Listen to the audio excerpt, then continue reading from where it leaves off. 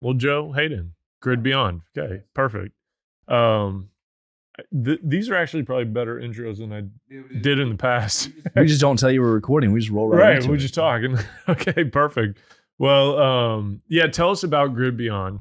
And we always usually start with kind of telling us your background, how you got into this, kind of the history. And but yeah, tell us Grid Beyond. What is that? Yeah. So Grid Beyond's a Dublin, Ireland-based company. Mhm. Been around for about 14 years or so. Started with a lot of interesting premises around the challenges we're seeing with the grid right now.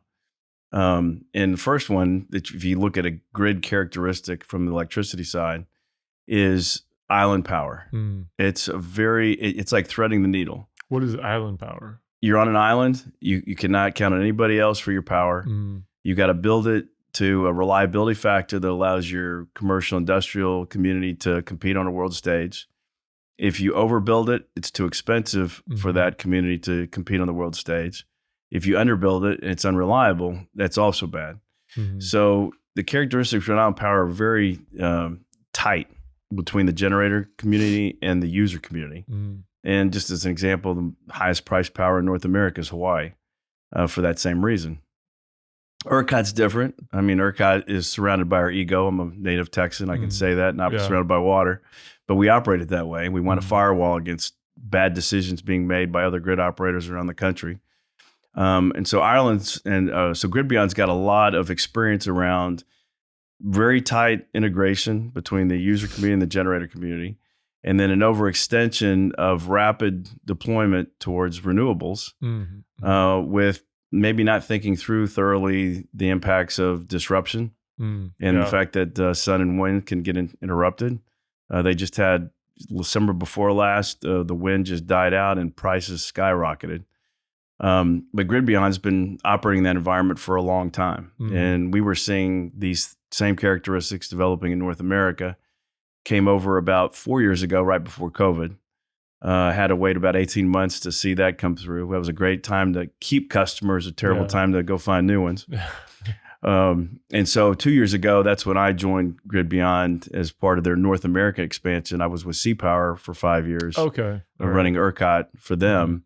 Now I run North America. But ever since then, Grid Beyond has expanded into Canada, Japan, Australia, and now we're in every major ISO in North America, or will be shortly. Mm-hmm. Okay. So you were there 2 years ago, or you came over here 2 years ago? Where were you at before that? Like, what's your background? So I've always been in the utility sector. Yeah. Sold the broad-based, broad network voice and data wireless networks for Motorola and for Ericsson to the utility sector. And then Dublin and some other things as startups and whatnot, kind of like a Ring on steroids device that was kind of a virtual security guard, virtual police officer. You stick a light, a camera, a speaker, and a light pole, and now you got full abilities to interface with things going on. Flash the lights, use the lighting in a broad parking lot, for example, as a force multiplier to flash, strobe, light up or brighten up, dim down. So the good people knew everything was under control, and the bad people knew there was a lot of eyes on site. And that was very, very disruptive. I mean, going to market, the technology form factor, how you priced it. I did 7 years of that before making a change and then getting into demand response. I see those things everywhere now. Yeah, they're all over.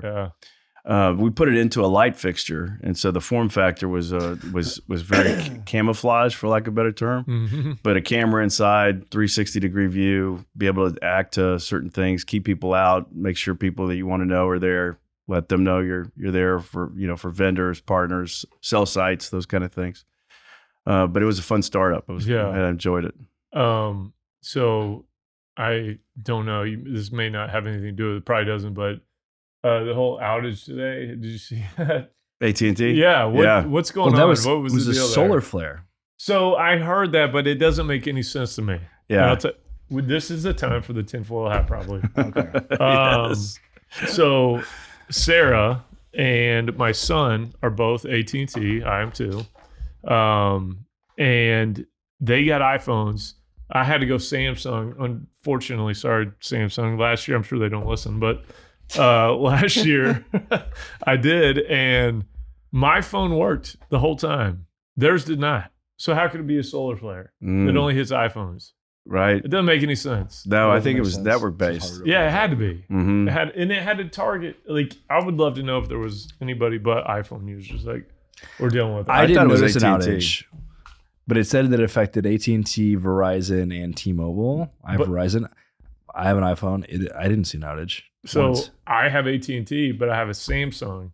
My kid and Sarah both have AT&T, but iPhones. Theirs didn't work. Huh. Yeah. So what's the conspiracy there? Is it China? I'm wondering if like Iran came after our like targeted iPhone users on AT&T or something. A cyber attack or some sort. Right. Mhm. Yeah. Yeah. In my hat, bro. I mean, it's possible. It's possible. It's definitely possible. I wouldn't rule out a solar flare though. But how would it? Why Things would it like only hit iPhones? yeah. Yeah. That is kind of weird. Yeah. But solar flares are a real thing though. No, yeah. Yeah. I saw something like 1972. There was something that happened. I mean, I'm so solar young flare that I can don't- essentially I act as wasn't like an EMP where it like blasts all electronics. there. Yes. yeah. There's a that's- few movies based on that, aren't there? Like, where they're I'm like, sure there is. like I've a, got like a solar flare hits and we go back to the Stone Age. Yeah. That's why I Where- got the Defender, man.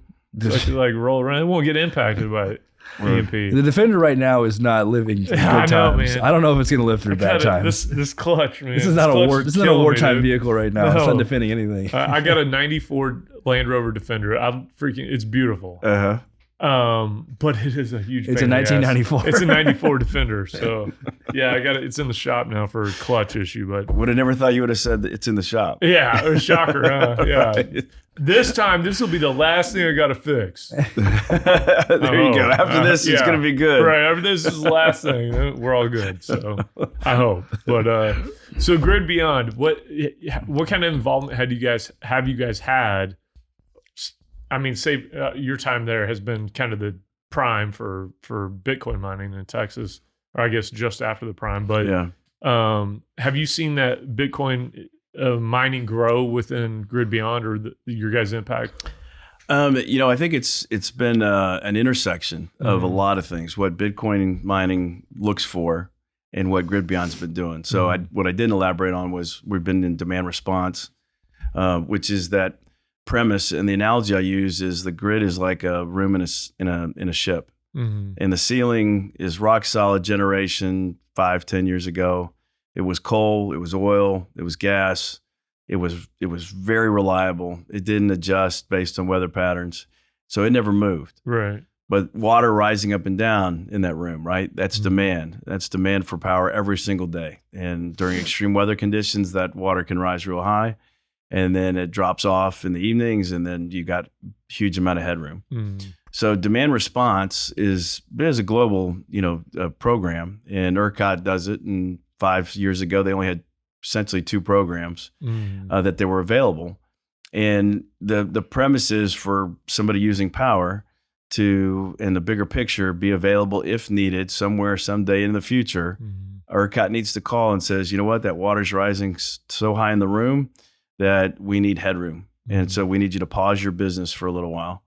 And if you'll do that for us, we don't know how long it may last. We want to test once a year just to make sure that you do what you say you can. And you'll do that. We'll pay you money day in and day out, month after month, for that scenario that may occur somewhere in the future to help us not overbuild the grid. Yeah. So what do you guys do with that then? Are you guys basically handling people's demand response, and are you curtailing, or are you like what is Grid Beyond's role in that? Yeah. So first and foremost, it was to monitor the grid conditions and keep in touch with what is called the RTO or the ISO, which is what ERCOT is here, and making sure that we know when they are looking at conditions that are setting up for that potential scenario. And then we'll communicate those indications to our customers and let them know when they need to take action. Our CEO, for example, in Grid Beyond's broader history, it comes from a controls background.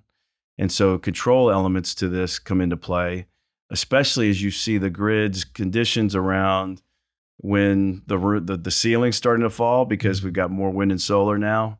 that can fall out, that can disrupt. Well, that can bring down that supply level. The water rising at the same time creates a squeeze play. Mm-hmm. And so what are the incentives that the grid operators are willing to give for somebody using power to be available in shorter and shorter cycles? Mm-hmm. And so a couple of years ago, for example, one program ERCOT had would kick in when the water level, well, let me step back. ERCOT's got a number of levers that they look at. The first lever is anybody who's exposed to the real-time price for electricity. Mm-hmm. If your prices are spiking up from, say, $4 to $40 to $400 to $4,000, somewhere along that way, there's so much pain that says, I'm going to shut off. Right. Bitcoin miners can do that very quickly and easily. A lot of other flexible load-based industries do that. ERCOT is an equal opportunity megawatt harvester. So we help them by getting people enrolled into these programs as part of that harvesting program, and then we take a split or a fee for that. But the first one is real-time price for power. If anybody's allergic to that, they come offline. If that does the trick, ERCOT takes no further action. 4CP, maybe a program you've heard of, coincidental peaks. That does the trick. People chasing that kind of revenue stream that's around 50 to 60,000 a megawatt a year. That does the trick. They take no further action. The water keeps rising or the ceiling's starting to fall more. There's a program called ERS that's worth about $60,000 a megawatt a year. Man. That kicks in at around, so now the water's rising. And so if the water's rising, and I keep using that analogy, but if demand was within 3,250 megawatts of whatever that ceiling is, give or take, ERCOT has they can do a lot of things on their own as far as making determinations, but a general rule of thumb, 3,250 megawatts to wherever that capacity limit is, that'll kick in one response or called an EEA3. That's the ERS program. If it's still rising, demand's still rising, it goes to 3,000 megawatts. That's another program called non-spin. Right. Goes to 1,750, another program called RRS. There's another program now called ECRS. So as these progressions of demand get close to that supply line, that's when ERCOT's calling and dispatching. And we handle that management of progression, communications, warnings, and then we'll either send out as a manual process on that, or we can do it completely integrated and automated so that there's no human interaction whatsoever. Is demand response the only one that's paid kind of like, hey, you sign up for demand response, you're going to get paid X based on your megawatts? Is it the only one that is like, you get it even if they don't call you? Oh, yeah. It's not to do something. Right. It's to be ready and available to do something. What now, if you don't participate, like if you're participating, you say you'll turn down and you don't, what's the ramifications for that? So there could be penalties. Yeah. There could be, you can get kicked out of the program if you're chronic. I mean, that's why it's so important to understand the big picture in the room, because when they do call, you just know you're one of the last bastions of resources to keep the pain and agony of everyone else from going through brownouts and blackouts because they couldn't get enough headroom on those programs to prevent those outages. Do you enroll in every single one of these programs, or is it just kind of you're maybe in one and then some people are in the other ones? Or yeah, so as time has gone on, and as we see more and more of that tighter integration between the generator community and the user community, and in a state like Texas where we've got a lot of growth going on, so generation capacity is trying to keep up with the growth, outlooks. The programs are getting more sophisticated. The timing of response is getting shorter. The incentives tied to a faster response is getting greater. And so as you see those things tightening up with incentives adding to the process, all these are designed to give more headroom to ERCOT. So faster, quicker, standby with a full integration capability on controls. That's where the future is going. That's what we saw in the UK and Ireland all these years before we came over here. And so that's what's unique about it. When you say controls, like controls from the utility level, like are they going to be involved on the actual curtailment of things? They can be involved in the curtailment, tied in via an API into the mining software of the miners. Does that give the utility a lot more confidence, I guess, in bringing kind of these large scale? Because like you mentioned too, like there is some fear sometimes of bringing miners on or doing large scale deals with them because you see them fold up, disappear, not pay their bills, rumors of all the different horror stories that have happened. Yeah. If a utility has more controls, are they going to be more inclined to kind of proceed forward with some of these large scale mining projects? So we don't represent the utilities. Yeah. And we're not representing what ERCOT per se. I'm going to tell everybody that you said that this. I'm joking. No. So, and there's movements going on to have, the grid control those resources to a greater degree, which does not sit well with a lot of Bitcoin miners. It doesn't sit well with me, honestly. But I understand where a utility would be like, look, just to basically ensure that this is not going to be a strenuous thing on the grid in the event that we need it, and we can ensure that maybe that's a way they cut deals with some groups from a collateral standpoint. Because collateral is the biggest issue for miners usually. On the rep side and on the contract of power side, well, that's true. Those positions are all on that, right? What we do is not based on collateral. Yeah. It's really based on, can we count on you? It's a service. Okay. Yeah. Can we count on you? We'll test once a year, if absent an event, to see if you can do what you say you can. And if you test out on that, which is a very small, like maybe a 30-minute test, depending on what the situation is in the program, right, you're good to go for another year or 2 or 3. And they'll pay you until they call you and say, we got that situation brewing and we need your help. Okay. But they do have a hierarchy. I didn't know that. From like the demand response is the first call, and then actually, it goes on. Well, again, an informal call is anybody exposed to the real-time price of power. Right. Okay. Yeah. Right. Then you just do it based on market conditions, whatever makes sense for you. Right? Exactly. Yeah. Exactly. It's like showing up at the gas station and being used to paying $3 a gallon, and now it's $30. And you're like, oh shit, you're not going to fill up. Right. You're going to wait.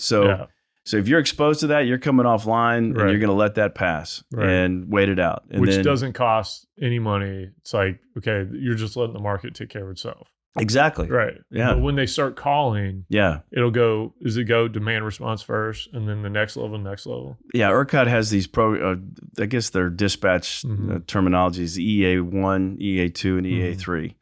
And it's like DEFCON 5, 4, 3, 2, and 1, but it's only 3.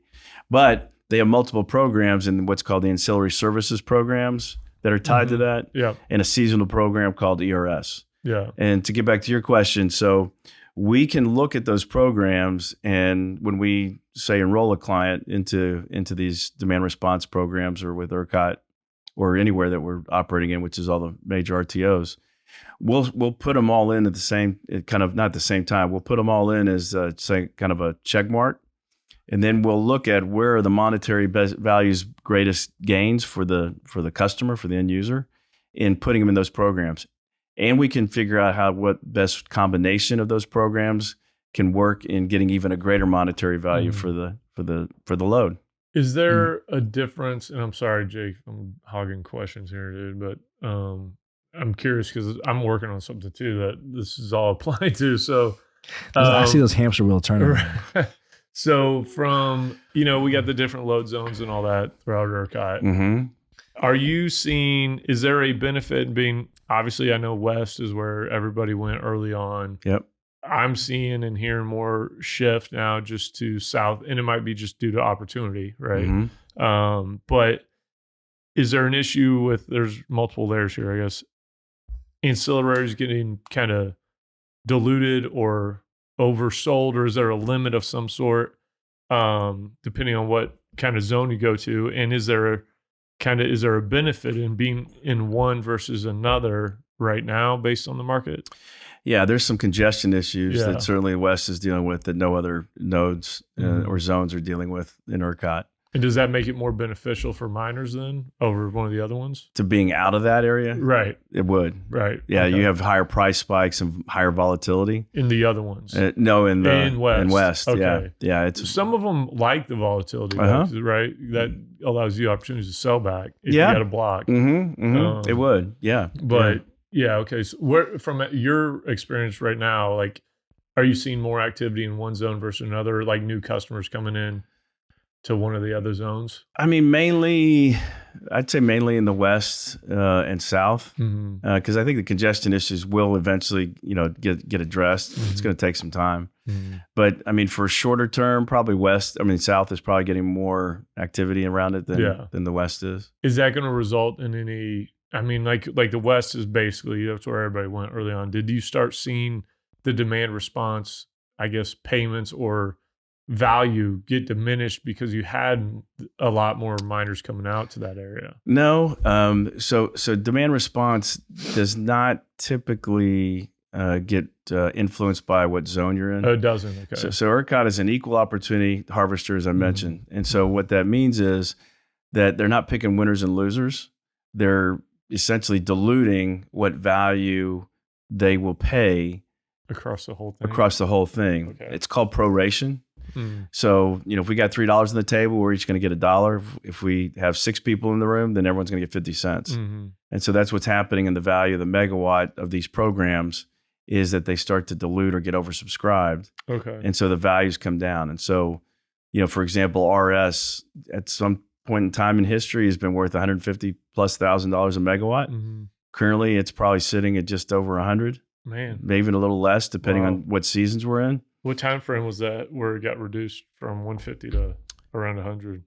In the last 3 or 4 years. Oh, okay. Yeah, like COVID, for example, when COVID hit, it took a lot of load offline. So the values of what was worth the megawatt came down quite a bit, but then it came back up.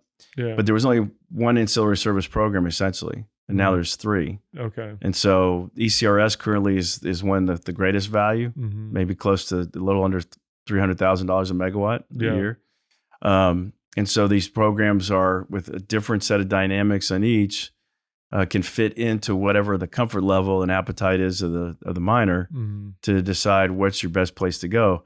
Today it could be ECRS. Tomorrow it might be RRS. The next day it could be non-spin.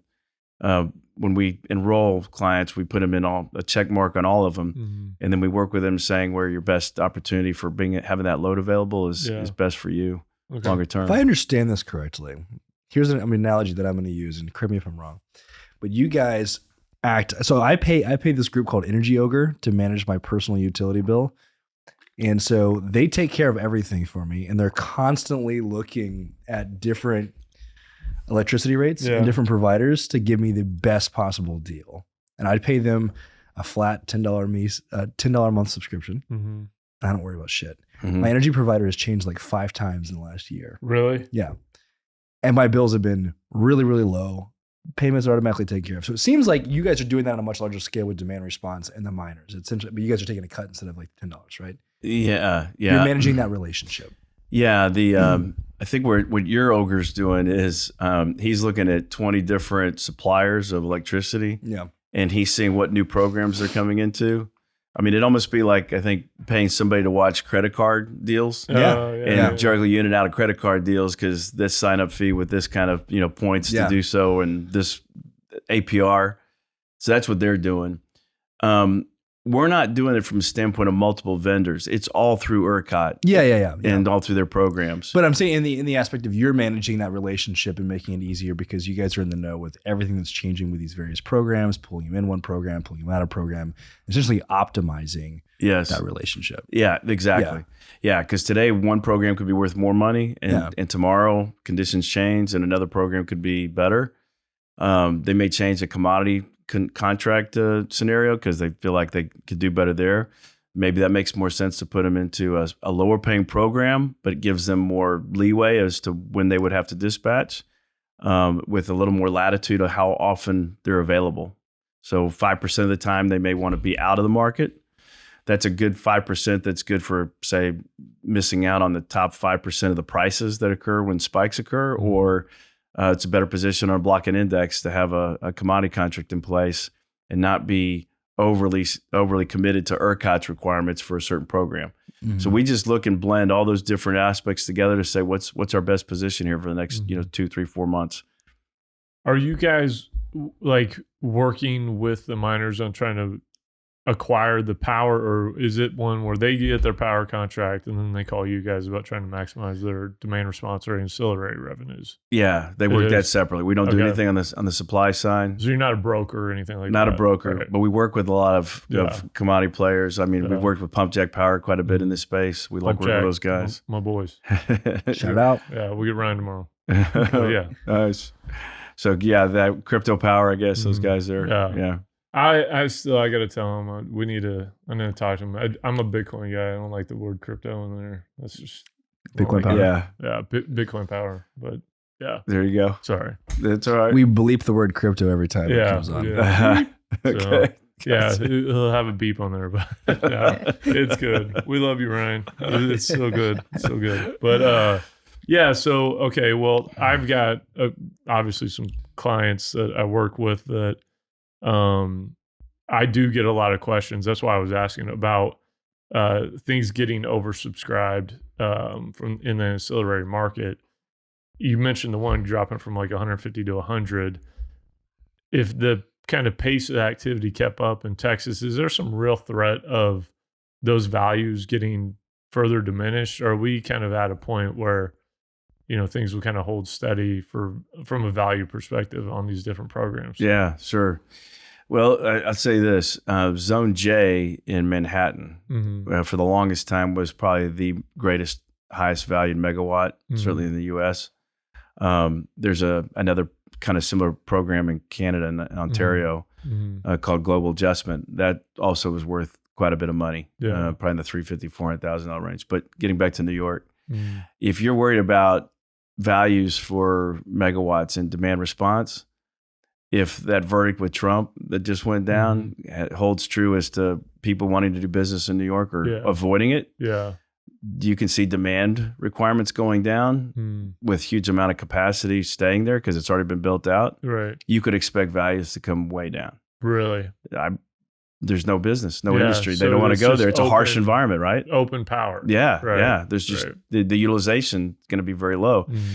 In Texas, we've got a great outlook, right? I mean, the future is very bright on growth. Future is very bright on demand. So that ceiling has to keep up with it, right? And so the water levels are going to continue to rise cyclically, based on weather, based on other, conditions. We still have more wind and solar that we're adding to the grid as well. So what's going to fill the gap is highly flexible loads, and then batteries. Batteries are going to start coming into play quite a bit. And that's on the edge. That's on the C&I side of things. That when you see grids that are not operating as effectively as they should, like California, for example, either you're going to move because you can't make your widget, you can't do your Bitcoin, or you're going to take action to figure out how to fill in those gaps of bad decisions that have been made in the grid. That's where we see batteries in the future filling a lot of that those short-term and long-term, fall offs and when they occur. What are the other, outside of Bitcoin mining, what are the other forms of flexible loads?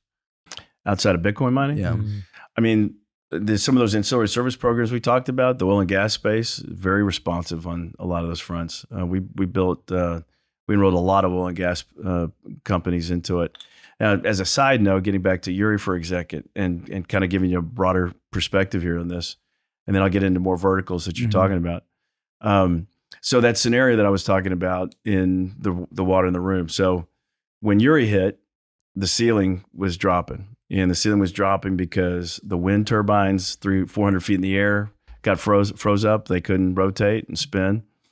Solar panels were covered in ice and snow. Natural gas, when it's flowing through the lines, has a freeze point of 32 degrees, just like water. So a lot of gas got backed up. Now, you could argue that we didn't winterize. We didn't do some things here.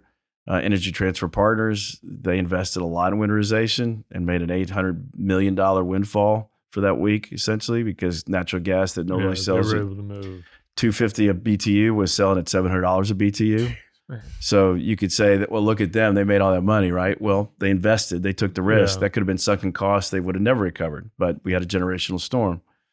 So what was happening too was, as the ceiling's falling and all that generation capacity is coming offline, natural gas wasn't flowing to the generation plants. So we were going from 65,000 megawatts to around 40,000 megawatts. Well, what's everyone doing at home? And They're it turning worked. the power on. They're trying to stay warm, right? And so huge amount of pressure going the other way. And so the squeeze play that occurred, FERC has a mandate, even though we're not mandated by FERC, but the infrastructure and the physics are the same, has a mandate that says if you're in a condition, what's is called a grid imbalance, for 9 minutes, you have to shut down your grid. You have to completely shut it down. We were in that 9 minutes, that phase of 9 minutes. 6 minutes into it, we figured out how to clear it. ERCOT figured out how to clear it, or the utilities, or anybody else. Like if we had failed there for that 9 minutes, what's that result in? I've talked about it before. So but all it's of basically ERCOT like just a blackout shuts across down the whole board, state? right? With 3 minutes to spare, we figured out how not to shut the entire electricity grid down in the state of Texas during an Arctic blast. That's crazy. So you want to hear That's about crazy. the cataclysmic aspects of what that would have looked like? I mean, Oh man, life and infrastructure and busted pipes. I mean, just go down the list. yeah. There's a book, and it's called Going Home. A buddy of mine who also wears a tinfoil hat like to bed. He told me about it, and I read it, and I read it probably, I don't know, 3 months before Uri happened. And I remember hearing about, we're going to lose the grid kind of stuff. And that was the first thing that popped in my head. It's like the entire society collapses within like 2 days, and it was an EMP. And yeah, it's like, man, that like we were very, very close to basically going back to like dark ages from an electricity standpoint. About 2 to 3 months would have been out without power because it's a black that? swan. It's a black swan event. There's like 7 or 8 sites across the state that have to start. And then as you bring the grid up, it's very slow increments because you've got to maintain the balancing fact. Yeah. And it's tiny. It's a tiny very fraction, tight margin. Like half a hertz or something, right? 0.5% swing either way. You got to stay within this tiny. I mean, it's crazy. Yeah, and that's the parts people don't understand about. And that's why when I hear so many people talking about Bitcoin mining, like it really does help. It really does help balance things out. And because of, like you said, the ability to turn up and down, like that. I've said this before on here multiple times, but obviously I haven't said it to you, but I was in Dubai last year, or I guess last year.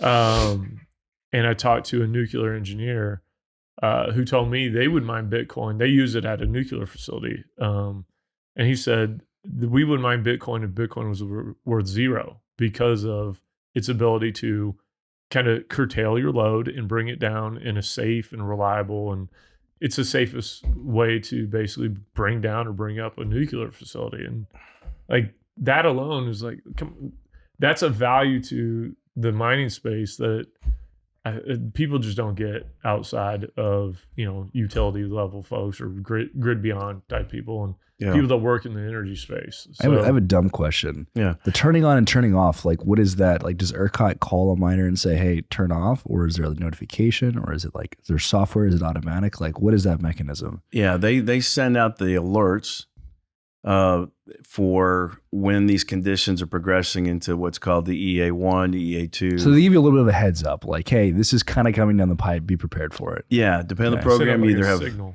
Yeah. Put the Bad signal. Yeah, exactly. Big yeah. Bitcoin. There you go. Bitcoin somewhere.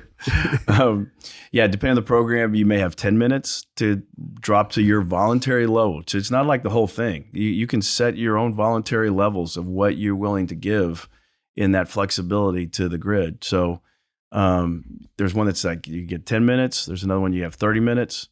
One of the ancillary service programs has a reclosure tied to what's called an under frequency relay. So if that imbalance occurs in a regional sense on the grid, it automatically trips a shut off at the site. That was the only option ERCOT offered a couple of years ago, and what was called RRS. Now they've got 2 other ancillary service programs that they allow or available that don't have that instantaneous shut off. A lot of people don't like having that condition. So it may bring back the value of that program because it's kind of gives a little bit more safety net. And it's the last bastion of progression before, they get to blackouts or brownouts. But industry-wise, it's an equal opportunity harvesting mechanism, right? It's about incentives. So can you find flexible load? Or do you have non-critical load? Traditionally, that's all been at the meter where that kind of perspective occurs. Now, depending on how a company operates, whatever industry they're in, they can voluntarily set some level or percentage of what their overall usage is on a regular basis as being what's available into those programs.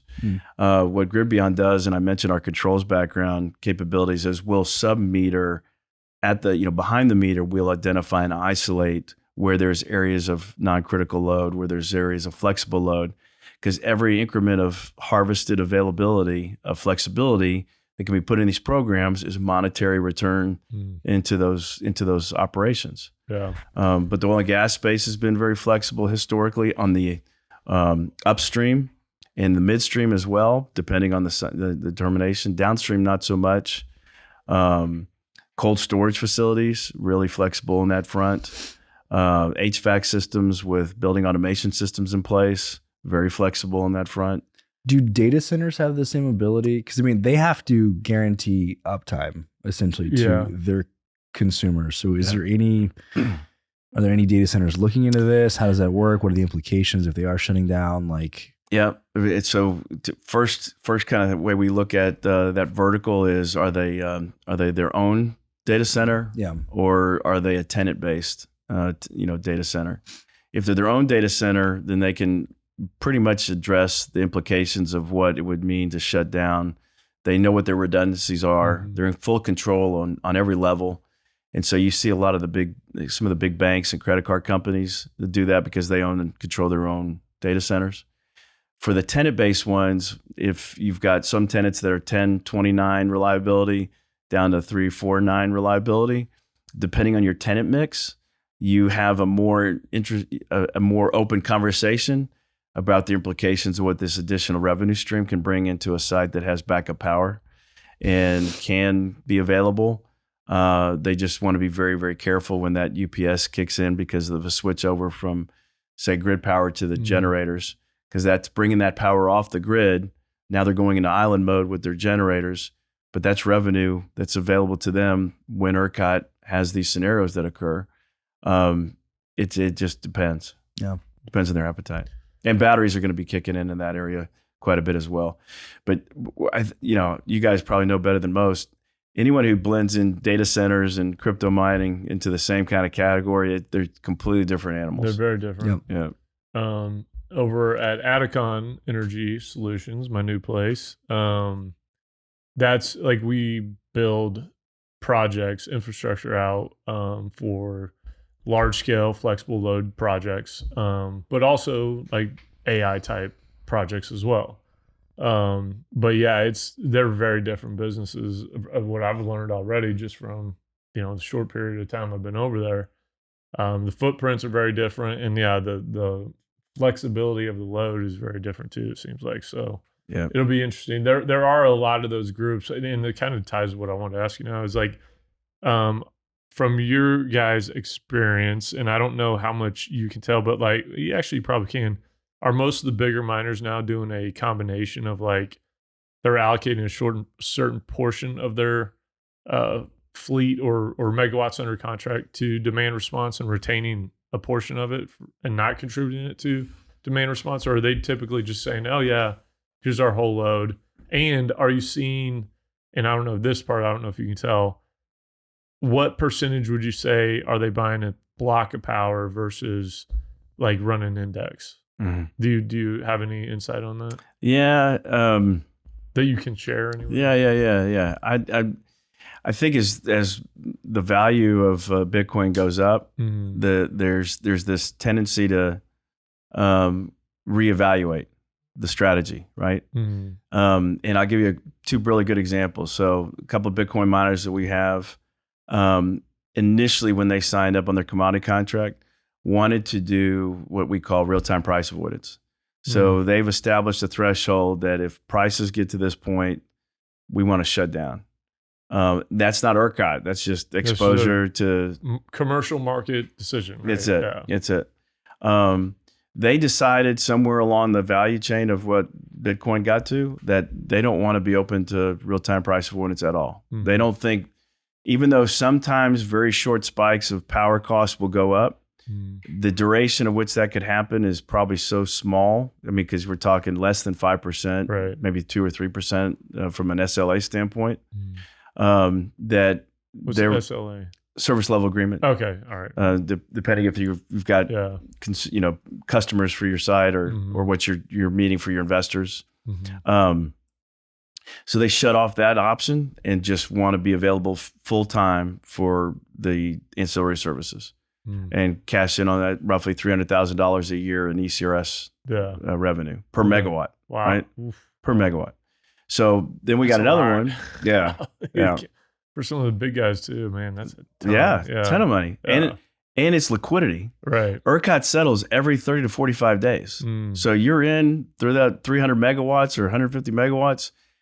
ERCOT will clear based on your availability, not even dispatching you, Yeah. just being Just available being for this available. scenario that we're talking about. Yeah. Sometime in the future, Mhm. when they'll clear and send a check for 30, 45 days later. Can you get that even if you run an index, or do you have to have a block? Blocker index doesn't matter. It doesn't matter. Now this That's is what I completely thought. separate, Yeah. and this is ERCOT paying Yeah. for, Just because you got you're enrolled this in that load program. and you're enrolled in it, and you'll and shut they can down if they can if count needed. on you. Yeah. Right. Okay. So that's one example.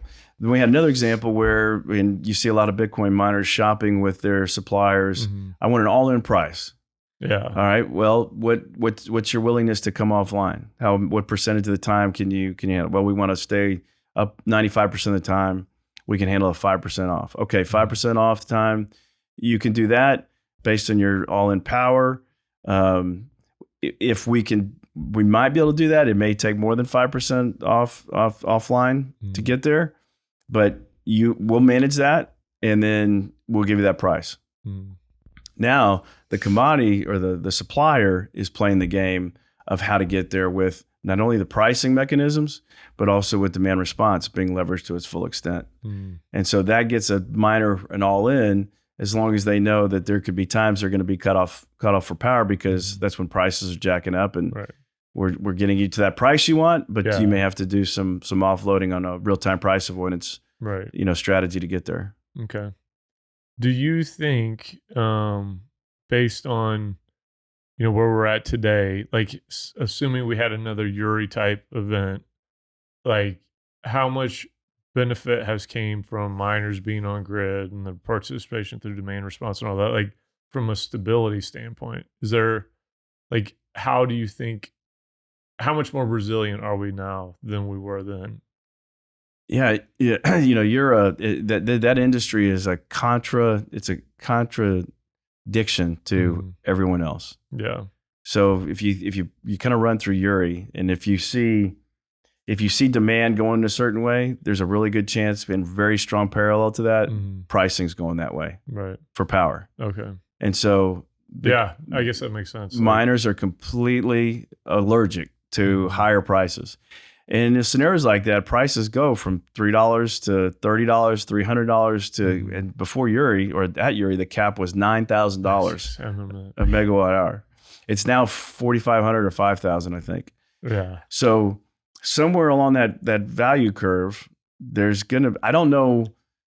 Mining is so, I think, dynamic that, let's just say Bitcoin mining doubles or triples or quadruples.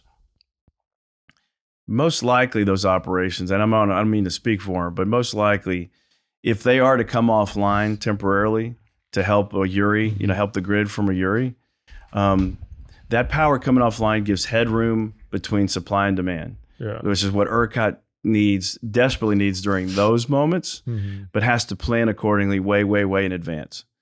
Somewhere in that scenario, the Bitcoin mining community is either going to say, I'm not more important than everybody else, so I will come offline to give headroom to ERCOT. I've been getting paid for this moment, so I know the big picture and I understand that. And economically, if I do pause, even though Bitcoin is worth a whole lot more right now than it was, say, a year, a month, or whatever ago, I can make up for that and reproduce, go after it again after I'm returned online. Yeah. And there's a lot of industries that don't operate that way. Right. I mean, that's the lobbying group that needs to be out there trying to represent that there's certain verticals that, we operate in that say, I know about this program that ERCOT's trying to drive here. And what does that do, right? Well, finishing the point, if this was to happen, we walk away from a lot of meetings and go, here's the big picture. And I go, no, we're not going to do it. Well, that means, are you more important than anybody else? You're going to be operating and running power to do whatever you do, even though the grid is at its peak limits of being able to sustain reliable delivery of power to everyone. Yeah. You're just saying you're more important than everybody else. Yeah. Well, that's fine. We know where we stand, right? Right. But that's also how you end up. You just need a public shaming list. Right. Right. Just like a Twitter bot that just constantly posts to the people who Look at are these a-holes. consuming the most power who are down the program. Right. But yeah, that's also how you bring regulatory scrutiny that you don't want. You know what I mean? Sure. So, yeah, I mean, that's why I don't like hearing the people complain about miners reaping the benefit of these ancillaries. Being flexible. Right. And it's like, that is what we need. Yeah. That's a good thing. Like oil and gas companies have the same, any really industrial size load has that opportunity, don't they? That's right. Yeah. Absolutely. So on some level. Yeah, it's at some level. And sure, it's a lucrative thing, but like from the resiliency standpoint, it's a good thing, right? Yeah. And the bigger picture is, for example, the ERCOT equivalent in the mid-Atlantic region of the country is called PJM. Yeah. Right. So it's like 13 states up there. Well, their long-term ceiling to water level kind of average they shoot for is 25% of reserve margin. Well, that's a lot of infrastructure that has to be built out. Just sit there. That's just sitting there waiting to be used. ERCOT's target's been about 15% during COVID, maybe, or right before COVID, it got down to maybe 7.5 or 8%. Well, that means you drive efficiency, you drive innovation, and you drive coordination between the user community and the generator community of how to make that work as effectively as possible. Because whatever infrastructure you put in place, this is where it all comes to roost on your bill, right? Yeah. So you have a 30-year utility bill represents all that infrastructure that is in the investment taken to get it out there, right? And so that 30-year bill is represented every month in your what's called T&D charges, your transmission and distribution charges. Well, in the summertime, we have these programs called 4CP, 4 coincidental peaks. So each day of the months of June, July, August, September, there is a day where the highest demand 15-minute interval of power being used across the state. It obviously coincides with very extreme weather conditions, but it's the highest 15-minute moment that everyone is using power. And the premise is, in this country, not like other countries, but in this country, if everyone flicks that light switch, they expect the light to come on. They don't expect it sometimes to come on. No. They don't tolerate that. That light's going to come on. Well, the infrastructure has to be built for that premise. Well, that's the coincidental peaks in these 4 intervals in the summer. And so the gaming of the system is you're going to get charged for whatever power you're using during that 15-minute moment, because that's the highest level of use and demand the infrastructure is being tasked at that time. If you're off, and we dispatch on that, we communicate to our users, be prepared, it's coming, it's going to happen, or it's not going to happen. If you're off, you just impacted 30% of your utility bill starting next year. Right. Yeah, so just to explain that for people that are listening that aren't aware, if you hit those targets and turn your power off during those time frames, those 4 kind of target dates, coincidental peaks, I didn't know that's what it stood for, but yeah, it's like a reduction then next year on your bill going forward, so long as you participate those as well, right? Yeah. So it's like a 12-month cycle. Yeah, it settles after the 4-month summer. Ends in June, July, August, September. By November, you know how you did. Yeah, we monitor all that and have sensors that will make sure clients know what they did and how they did there. And then the soft currency, if you will, around it is your credits start divided by the next 12 months in January. Okay. Yeah. So, do you guys are you guys handling like signals to miners or whoever to shut down, or are you guys just kind of handling basically maximizing the value of their, ancillary benefits for the load that they have. Yeah, we'll integrate via an API into the mining software so that we reproduce the elegant way they want to shut down or start up their miners when it happens. Yeah. Is it like Foreman? Is it anything like that? So Foreman, I love Dan. We've worked with Dan for a lot of things. We've had a lot of conversations around this because all the other DR providers out there don't have a controls capability. And so it's very simple for them to call Dan to say, shut down or, curtail your load on your miners. And so he's got a number of services, and one of them is what's called real-time price avoidance. And then we have a lot of services as a Queasy, and one of ours is also our real-time price avoidance. Yeah. So you guys are a Queasy? We are. Okay. Yeah, qualified scheduling entity. Right. Yeah. So we're registered with ERCOT, certified, so that when we bring load in of a miner who's got 10 megawatts, ERCOT trusts that what we've done is vetted the load, know they can perform. They'll still get tested, but we're validated that we bring them in, and ERCOT's good with us enrolling them, right? Okay. So we overlap in one particular service, but we work through that. So good. It's not like it's a big conflict or anything. Yeah, good. I like Dan and them, so yeah, right. But okay. But so if Foreman's not involved, then we have an API that will interface with whatever mining system they have to elegantly address how and what protocols they want to initiate a shutdown or a startup, and to do it fully remotely as well. Yeah. And because like I said, in all the verticals we operate in, if you're shutting something down in the oil and gas space, for example, you've got to make sure it meets safety protocols.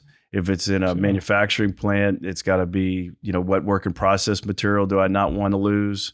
How do I shut that down, and phasing out those power reductions, all to capture, without a lot of pain and agony, something that's very beneficial overall to the grid.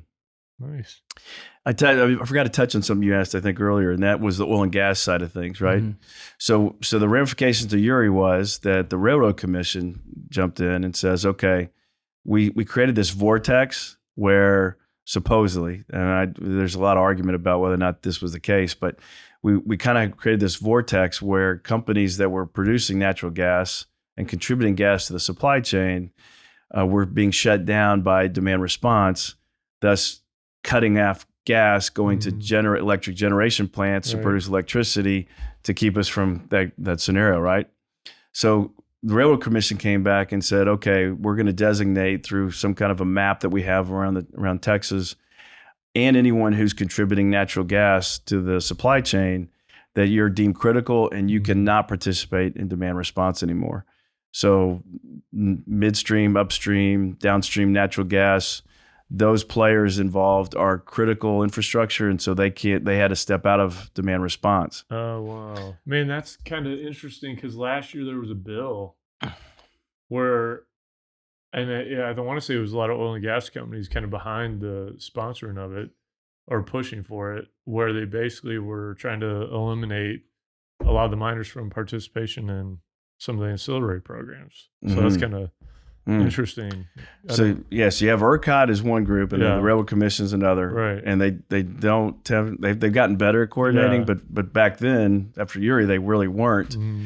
And so the overshot was that no matter how much gas you were producing as even a byproduct of your oil operation, for example, if it met certain thresholds, you were considered critical, which means you couldn't participate in demand response. Well, the other vortex that's created from that is that you could have a oil and gas, producer. 90% of what they do is oil, 10% is gas. We have another Uri come along, and they're deemed critical, so they get to operate contributing 10% gas, but running 90% oil using, say, 9 megawatts of power. So they're actually creating a worse scenario on the grid, because they've been deemed critical with all the oil they're producing because of the power that's used for that. Oh, man. So my side note on that is, you can get an exception with the Railroad Commission of being critical when you show that your oil production is a lot higher than your gas production, so that you've got the reasonable opportunity to participate in those programs with ERCOT. Man. They try to do the right thing. Yeah, they're trying to do the right thing, and it ends up screwing things up sometimes. Sometimes. It's like, that never, I mean, that rarely ever happens with politicians getting involved in things, so it surprises me, but Right. I'm joking, clearly. Politicians are lawyers. Yeah, dude, lawyers, oh my gosh. The worst. Yeah, they're the worst.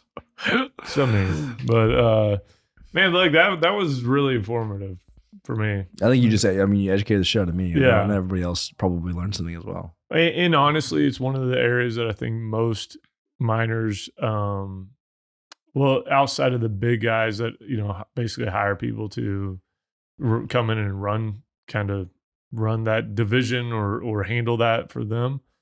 That's probably the area of the most questions that I get anyway from clients of mine and people reaching out is like, they want to know how much they can make and then what it looks like, what is required. And also there's always concern that like, we're going to go put up some operation over here and everything's going to get diluted. We're not going to have opportunity to actually realize revenues like we're planning or forecasting for. But yeah, look, that was really helpful. Absolutely, man. Educational. This has been great. Yeah. Awesome. Yeah, man. Thank you. Dropping knowledge bombs. Are you Get some coming good to clips. Empower? Yes. Okay, good. Perfect. Yeah. We need you there. Awesome. Yeah, we do. We need a lot of people. March there. 26th, 27th here in Houston. We'll see all you guys there. Yeah. Well, Terrific. thank you, man. Thank you, Joe. Thank you. Appreciate it. Yeah. Enjoy the Love to visit. have you back sometime, man. Absolutely. This has been awesome. Awesome. Thank you. Yeah. Probably. Take 2 seconds, share this with all your friends, all your colleagues, tweet this out, post it on LinkedIn. We'll catch you guys in the next episode.